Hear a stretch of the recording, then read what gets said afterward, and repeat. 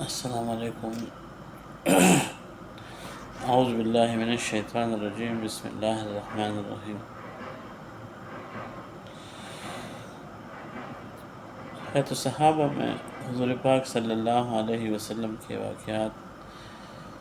دین کے پھیلانے میں حضور پاک صلی اللہ علیہ وسلم کو کیا کیا تکلیف پیش آئی، کتنی ستایا گیا، کتنی تکلیفیں پہنچائی گئی، یہ ہے تو صحابہ میں پہلی جلد میں شروعات میں حضور پاک صلی اللہ علیہ وسلم کی قربانیاں ہیں۔ آپ سنتے رہیں، اگر کوئی ویڈیو دیکھتا ہے سنتا ہے، یقین جانو اگر ویڈیو بھی نہیں دیکھتا سنتا بھی نہیں، کسی کو معلوم ہے پڑھا لکھا،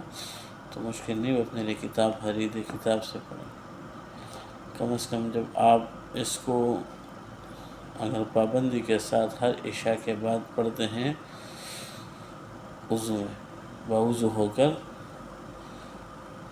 پھر آپ کو معلوم ہو، بھی میں کیا بتاؤں، ابھی آپ کو معلوم ہو جائے گا، جیسا آپ اس کو دیکھ رہے ہیں اس واقعات کو اپنے آنکھوں سے، ایک ایسا آپ کو محسوس ہوگا، ایسا واقعات۔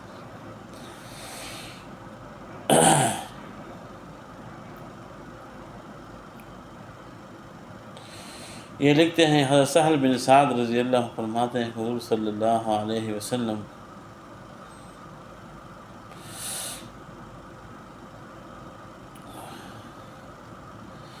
یہ ابھی حضور صلی اللہ علیہ وسلم کی جو مدینہ کی ہجرت تھی، اس کے وجہ فرماتے ہیں، حضرت مصور بن محرمہ اور مروان کہتے ہیں کہ حضرت حضور صلی اللہ علیہ وسلم عمرہ کے ارادے سے مدینہ سے صلح حدیبیہ کے موقع پر چلے عمرے کے لیے۔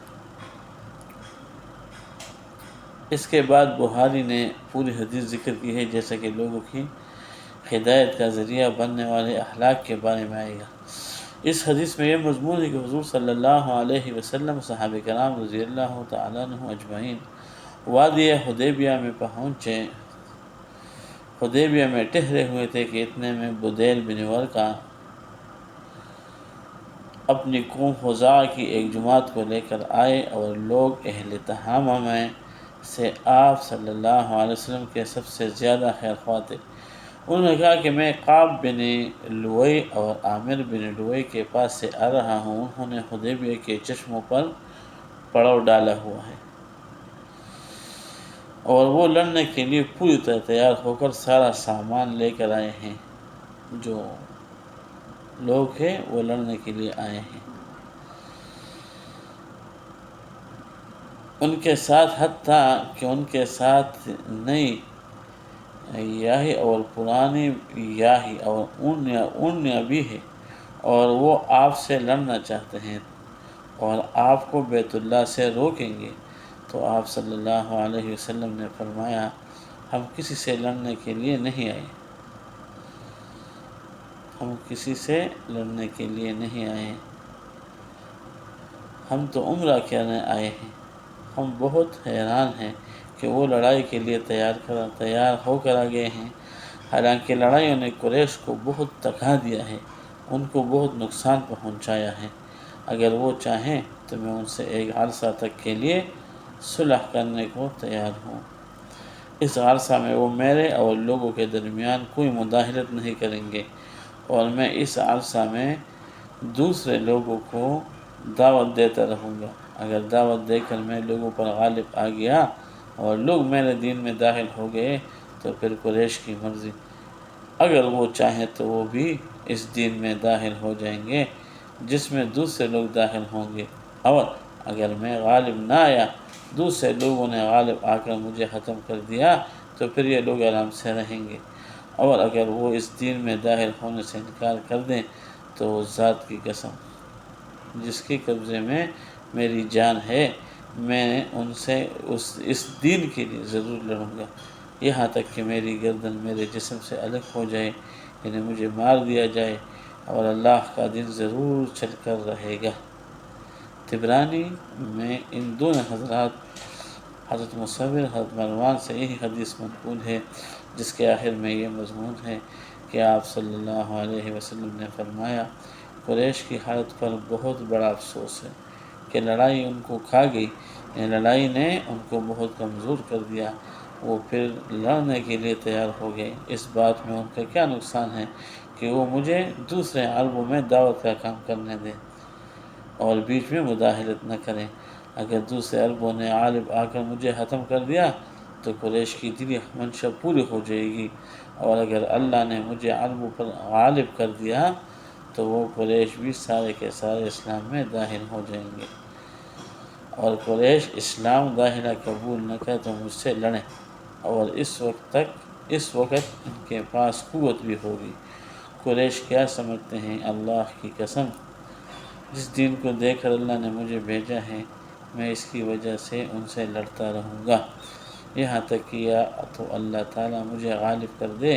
یا یہ گردن میرے جسم سے الگ ہو جائے۔ میرے دوستو بھائیوں، اس میں دو تین باتیں ہیں۔ کوئی آدمی کسی کو دعوت دیتا ہے، تم کو پسند نہیں ہے مت سنو، لیکن آپ کہتے ہیں کہ مجھے بھی نہیں دے گا، ساتھ میں دوسرے لوگوں کو بھی تم دعوت نہیں دے گا۔ نبی علیہ السلام فرماتے ہیں یعنی تم کو تکلیف ہے، آپ کے ساتھ ہم صلح کریں گے لیکن باقی عربوں میں ہم دعوت دیتا رہیں گے۔ اگر پورے لوگ مسلمان ہو گئے تو آپ بھی مسلمان ہو جاؤ، اگر آپ مسلمان نہیں ہوئے لوگ تو پھر آپ بھی۔ لیکن یہ مین بات ہے میرے بھائی دوستو جی، دین اگر آپ کو کوئی بلانے والا آپ کے پاس آ گیا، ابھی دعوت والے لوگ ہیں، مثال دعوت والا، دین والا، تبلیغ والا آپ کے پاس آئے،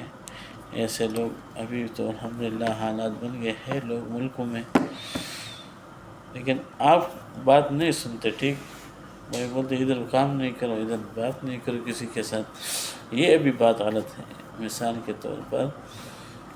آپ اپنے آپ تک محدود رہو نا، ہم مجھ سے بات نہ کرو، ٹھیک ہے بھائی، آپ بولے گا اس سے بات نہ کرو، اس سے بات نہ کرو، تو یہ بات تو ابھی غلط ہے نا۔ یہ تو اللہ پاک کا دین ہے، اور اللہ پاک کا دین غالب ہو کر رہے گا انشاءاللہ۔ آپ دیکھیں گے کہ پورے دنیا میں اسلام کا غلبہ ہوگا، اسلام کی ہوائیں ہوں گی، دن رات جہاں پہنچ چاہیں ادھر اللہ پاک کا دین پہنچے گا۔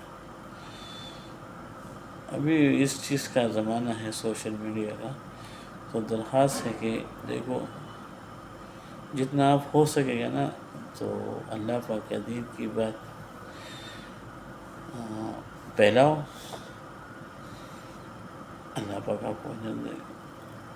اللہ پاک قبول فرمائے۔ السلام علیکم۔